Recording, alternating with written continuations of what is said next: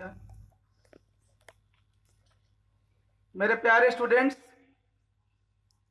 हमारा एक संस्थान है परिवर्तन फॉर अ बेटर फ्यूचर, जिसको प्रतिनिधित्व करते हुए मुझे बड़ा गर्व महसूस होता है। रिसेंटली हम लोगों ने 2 साल पूरा किया। 22 मार्च 2015 को हमारा ये संस्थान अस्तित्व में आया था और धीरे धीरे हमने 2 वर्ष गुजार लिए। इस 2 वर्षों के दौरान हमारा उपलब्धि रहा कि काफी सारे स्टूडेंट्स को हमने मोटिवेटेड किया। इन 2 वर्षों के दौरान हमने पूर्वी सिंहभूम में बहुत से केजीबीवी तथा अन्य स्कूलों में जाकर मोटिवेशनल प्रोग्राम्स ऑर्गेनाइज किए। निश्चित रूप से उससे छात्र एवं छात्राओं को लाभ जरूर मिला। हमारे संस्थान ने कुछ विद्यार्थियों को चुना था, उनको वहां पर रखकर निःशुल्क प्रतियोगी परीक्षाओं के लिए गाइडेंस और काउंसलिंग का प्रोग्राम चलाया। अभी रिसेंटली 2 स्टूडेंट्स हैं हमारे संस्थान के, जिनको फाइनली रोजगार के लिए, जॉब के लिए सिलेक्शन हो चुका है और वो एक जन सेंट्रल गवर्नमेंट में और एक झारखंड गवर्नमेंट में जॉब के लिए ज्वाइन करने ही वाले हैं। इस छोटी अवधि में हमारा संस्थान का ये उपलब्धि हमें नहीं लगता कि कोई कम है। 10th और 12th पास करने वाले हर विद्यार्थियों के मन में यह सवाल रहता है कि आगे चलकर क्या करें, सफल कैसे हुए और सफलता के क्या रास्ते हैं। इस दौरान मुझसे पहले बहुत से बुद्धिजीवियों ने यहाँ अपना शब्द रखा और उन्होंने काफी कुछ कहा। मैं कहना चाहूंगा कि सफल होने के लिए सबसे पहला जरूरत है कि आप सपने जरूर देखिए। सपने देखना बेहद जरूरी है और वे सपने बंद आंखों से नहीं बल्कि खुली आंखों से देखने चाहिए। सपने ऐसे होने चाहिए कि वो आपके नींद हराम कर दे, वो आपको सोने ही ना दे, क्योंकि जितना बड़ा सपना होगा उतनी बड़ी तकलीफें होगी। जितना बड़ा सपना होगा उतनी बड़ी तकलीफें होगी और जितनी बड़ी तकलीफें होगी उतनी बड़ी कामयाबी होगी। जितनी बड़ी तकलीफें होंगी उतनी बड़ी कामयाबी होगी। कर्म करो तो फल मिलता है, आज नहीं तो कल मिलता है। कर्म करो तो फल मिलता है, आज नहीं तो कल मिलता है। जितना गहरा अधिक हो कुआं उतना मीठा जल मिलता है। जीवन के हर कठिन प्रश्न का जीवन से ही हल मिलता है। इसलिए सपने देखो और उस सपने को पाने के लिए कर्म जरूर करो। जीवन के इन कठिन शब्दों का जवाब ढूंढते ढूंढते मैं अपने कमरे में पहुंचा और मेरे कमरे से ही मुझे हर प्रश्न का जवाब मिलने लगा।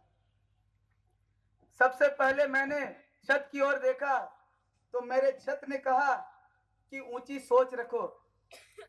छत ने कहा ऊंची सोच रखो, मतलब कि अपनी सोच को हमेशा ऊंचा रखो, अपना लक्ष्य को हमेशा ऊंचा रखो, सकारात्मक रखो सोच को, तो मंजिलें जरूर मिलेंगे। फिर मैंने पंखे की ओर देखा तो पंखे ने कहा शांत रहो, ठंडे दिमाग में रहो, दिमाग को हमेशा ठंडा रखो। अर्थात आप जिस सोच के साथ आगे बढ़ते हैं अपना लक्ष्य से भटके नहीं, शांति से आगे की ओर बढ़ते रहें। ये दूसरा जवाब मुझे मिल गया था। आगे मैंने दीवार की ओर देखा तो दीवार पर टंगी हुई घड़ी ने कहा कि हर एक सेकंड कीमती है और इस कीमती वक्त का उपयोग करो। फिर मैंने शीशे की ओर देखा, शीशे ने कहा कुछ करने से पहले अपने अंदर झांक कर देखो, अपना स्ट्रेंथ, अपना वीकनेसेस को पहले तलाशो और फिर आगे बढ़ो। खिड़की की ओर देखा तो खिड़की ने कहा पहले दुनिया को देख लो, क्योंकि आगे की ओर जो दुनिया है आपका कॉम्पिटिटिव वर्ल्ड, उसमें आपके लिए जरूरी क्या चीजें हैं। कौन सी ऐसी चीजें हैं जिससे आप इस दुनिया से पिछड़े हो सकते हैं, और कौन सी बातें हैं जो इस दुनिया से आपको आगे ले जा सकता है। तो खिड़की ने कहा कि दुनिया की ओर देखो। फिर उसी दीवार पर टंगे हुए कैलेंडर ने कहा कि बी अप टू डेट रहो। आपको पता होगा कि हर प्रतियोगी परीक्षा में करंट अफेयर से सवाल पूछे जाते हैं, और इंटरव्यू राउंड में भी आपको के लिए भी आपको अप टू डेट रहने की बहुत ज्यादा जरूरत है, इसलिए आपको अप टू डेट भी रहना होगा। फिर लास्ट में मैं दरवाजे की ओर देखा तो दरवाजे ने कहा कि मंजिल पाने के लिए पूरा जोर लगा दो। इन सब के बावजूद आपकी ओर जितना ताकत है, जितनी शक्ति है, पूरा जोर लगा के अपने लक्ष्य की ओर आगे बढ़ो तो सफलता जरूर मिलेगी।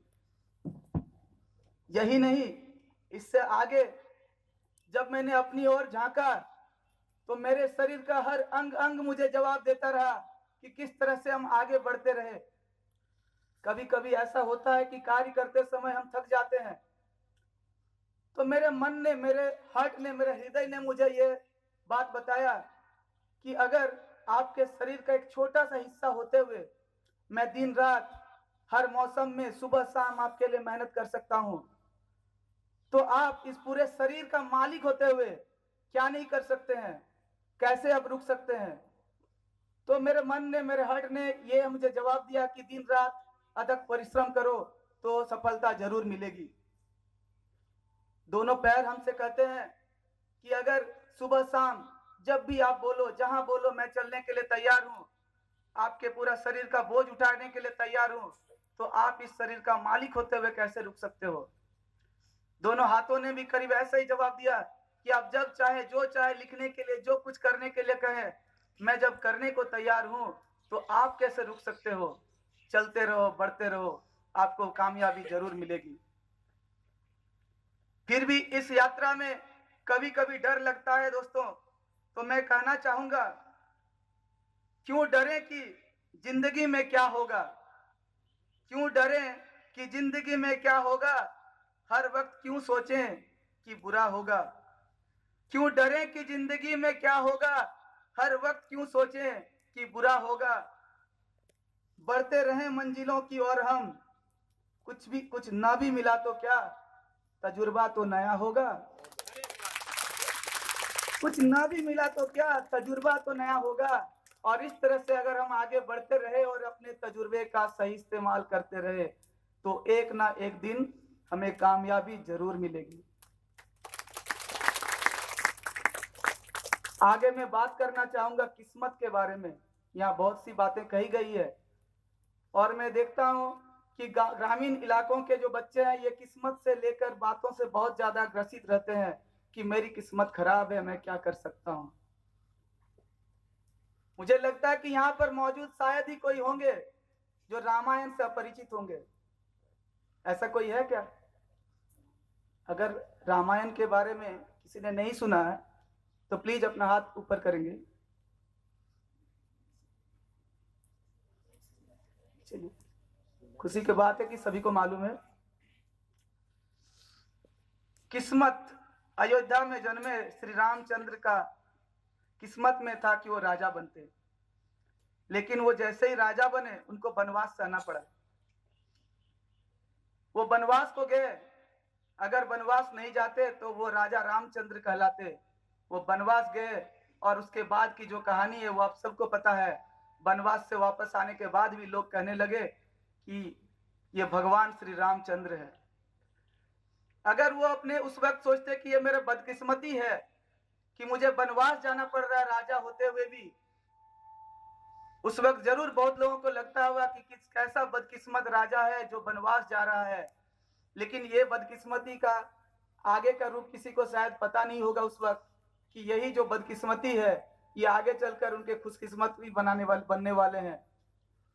और वो एक राजा रामचंद्र से भगवान श्री राम कहलाने वाले हैं। तो कभी कभी हमें ऐसा लगता है कि हमारे बदकिस्मती है, लेकिन उसके पीछे नियति का कुछ और ही मन रहता है, और हमें कुछ और ही दिन दिखाने चाहते हैं। हमें भी ऐसा ही सोचना चाहिए। और ऐसे भी कहा जाता है कि all the world is a stage. ये पूरा दुनिया एक रंगमंच है और हम सभी इसके कलाकार हैं। और आपको पता होगा कि जो कलाकार जितने अच्छे होते हैं उनको ही इतनी कठिन रोल मिलते हैं। तो अगर आपके जीवन में आपको ऐसा कठिनाई आता है तो समझ जाइए कि आप बहुत अच्छे कलाकार हैं। समझ जाइए कि आप बहुत अच्छे कलाकार हैं, इसीलिए भगवान ने आपको चुना है इस कठिन रोल के लिए, और आप उसको करते रहिए। आगे चलकर देखिए आपका एक अलग ही जय जयकार होगा। किस्मत के बारे में मेरा जो सोच है, किस्मत यानी कि लक, व्हाट इज लक, तो मेरा सोच है कि luck is the smart execution of A smart plan. अगर आपने एक सही रणनीति बनाया और उस सही रणनीति पर सही तरीके से आगे बढ़ना शुरू किया तो ये आपका भाग्य का निर्माण करता है। इसके अलावे भाग्य के बारे में मैं किसी भी बात को पर विश्वास नहीं करता। अगर आपने सही मार्गदर्शन में सही कर्म किया, मेहनत किया, तो डेफिनेटली आपका किस्मत बनने वाला है। यानी कि आप ही अपने किस्मत के निर्माता हो, आप ही अपना भाग्य विधाता हो। आप चाहो तो आपका भविष्य बेहतर है, उज्जवल होगा, आप ना चाहो तो ये अंधकारमय हो सकता है। परिवर्तन फॉर ए बेटर फ्यूचर नामक संस्था का गठन इसीलिए किया गया था ताकि गांव के गरीब और पिछड़े वर्ग के बच्चों को, जिनको प्रतियोगी परीक्षाओं के बारे में जानकारी ना रहे, जो शहर में जाकर बड़े बड़े कोचिंग संस्थान में जाकर ये शिक्षा प्राप्त ना कर सके, उन्हें निःशुल्क रूप से ये सुविधा मुहैया कराया जाए। और मैं और मेरे सारे साथी जो झारखंड ही नहीं, इंडिया ही नहीं बल्कि विदेशों में भी मौजूद हैं, हम सभी ने मिलकर परिवर्तन नामक व्हाट्सएप ग्रुप और फेसबुक ग्रुप के सहायता से काफी लोगों को ये सुविधा मुहैया करा रहे हैं।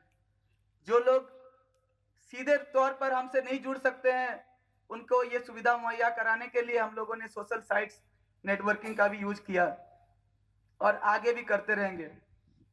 यहाँ पर मौजूद सभी छात्राओं से मेरा अपील है कि अगर आपको किसी तरह का दुविधा महसूस हो, किसी तरह का समस्या महसूस हो, तो मैं या मेरे किसी भी साथी का नंबर आप रख सकते हैं और आगे चलकर किसी भी तरीके का प्रॉब्लम हो तो उसका निपटारे के लिए हमारा संस्था का सेवा ले सकते हैं। यही कहकर मैं अपने शब्दों को विराम देना चाहूंगा। Thank you.